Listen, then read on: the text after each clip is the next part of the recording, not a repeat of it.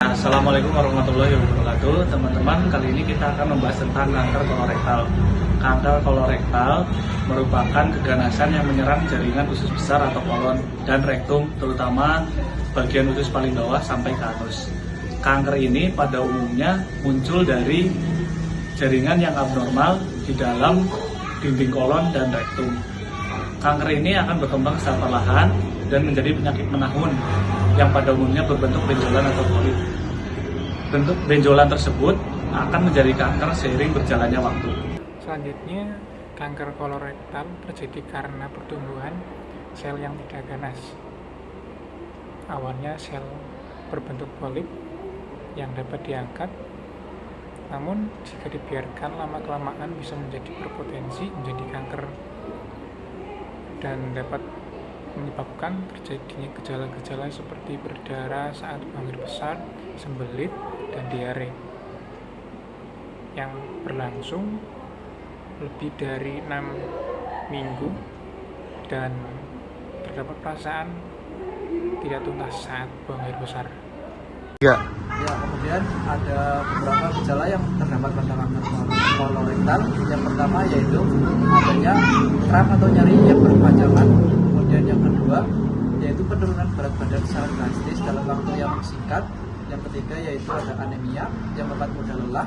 Kemudian yang kelima yaitu adanya darah pada feses, baik yang berwarna merah segar ataupun berwarna hitam. Kemudian yang keenam yaitu terdapat perubahan pada pola buang air besar, contohnya yaitu seperti diare. Kemudian yang terakhir adanya perdarahan pada rektum. Selanjutnya ada beberapa faktor-faktor yang dapat menyebabkan terjadinya resiko kanker usus besar.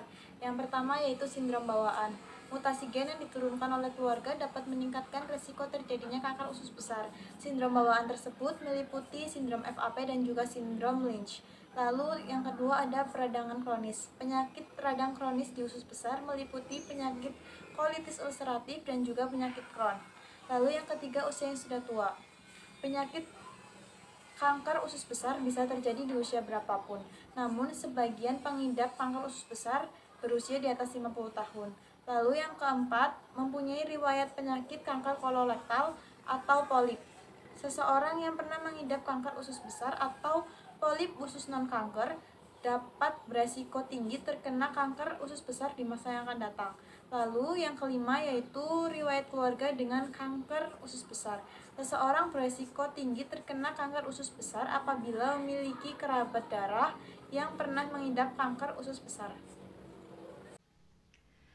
Faktor risiko kanker usus besar yang selanjutnya adalah pola makan rendah serat, tinggi lemak, dan kalori. Lalu, gaya hidup yang kurang aktif. Orang yang kurang beraktivitas akan meningkatkan risiko kanker usus besar. Orang yang mengidap diabetes juga meningkatkan risiko kanker usus besar. Selanjutnya, orang yang mengalami obesitas juga meningkatkan risiko kanker usus besar jika dibandingkan dengan orang yang mempunyai berat badan yang normal. Selain itu, perokok aktif juga punya risiko yang lebih besar daripada orang yang tidak merokok. Selanjutnya adalah penggunaan alkohol secara berlebihan, dan yang terakhir adalah terapi radiasi untuk kanker. Prosedur terapi radiasi yang diarahkan ke perut untuk mengobati kanker sebelumnya dapat meningkatkan risiko kanker usus besar. Baik, selanjutnya itu ada beberapa risiko komplikasi kanker kolorektal sendiri. Yang pertama yaitu ada penyumbatan usus besar, kedua obstruksi usus, ketiga yaitu kanker kembali ke usus besar, dan yang keempat adalah penyebaran ke organ atau jaringan lainnya, dan yang kelima yaitu perkembangan kanker kolorektal primer kedua. Ya, selanjutnya langkah-langkah untuk pencegahan kanker kolorektal itu gimana sih? Tentunya kita harus memperhatikan PHBS atau pola hidup bersih dan sehat, di mana kita harus makan makanan bergizi, makan buah-buahan, biji-bijian, sayuran, vitamin, dan lain-lain. Minum alkohol secukupnya bila sudah ada riwayat minum, ataupun kalau yang belum minum tetap dijaga untuk tidak minum. Kurangi merokok atau bahkan berhenti merokok. Berolahraga hampir setiap hari dan pertahankan berat badan kita. Kemudian pengobatan kanker kolorektal. Yang pertama ada pembedahan untuk kanker usus besar stadium awal. Jika kanker usus besar ukurannya masih sangat kecil, dokter mungkin merekomendasikan pendekatan invasif minimal untuk operasi seperti menghilangkan polip melalui kolonoskopi atau polipektomi. Yang kedua reseksi mukosa endoskopik, dan yang terakhir bedah minimal invasif atau bedah laparoskopi. Yang kedua ada pembedahan untuk kanker usus besar stadium lanjut. Jika kanker telah tumbuh ke dalam atau keluar dari usus besar, ahli bedah dapat merekomendasikan yang pertama, tindakan oleotomi parsial, di mana selama prosedur ini ahli bedah mengangkat bagian usus besar yang mengandung kanker bersama dengan margin jaringan normal di kedua sisi kanker.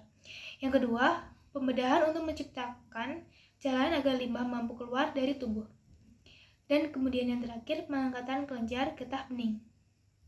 Kemoterapi prosedur ini bertujuan untuk menghancurkan sel kanker melalui obat-obatan. Kemoterapi untuk kanker usus besar biasanya diberikan setelah operasi jika kanker berukuran lebih besar atau telah menyebar ke kelenjar getah bening. Selanjutnya, terapi radiasi. Mirip seperti kemoterapi, terapi radiasi sering dilakukan sebelum atau sesudah operasi untuk mengecualikan sel kanker. Yang selanjutnya lagi, terapi obat yang ditargetkan perawatan obat yang ditargetkan fokus pada klien spesifik yang ada di dalam sel kanker. Yang selanjutnya lagi, imunoterapi. Sedangkan imunoterapi adalah perawatan obat yang menggunakan sistem kekebalan tubuh untuk melawan kanker. Terima kasih.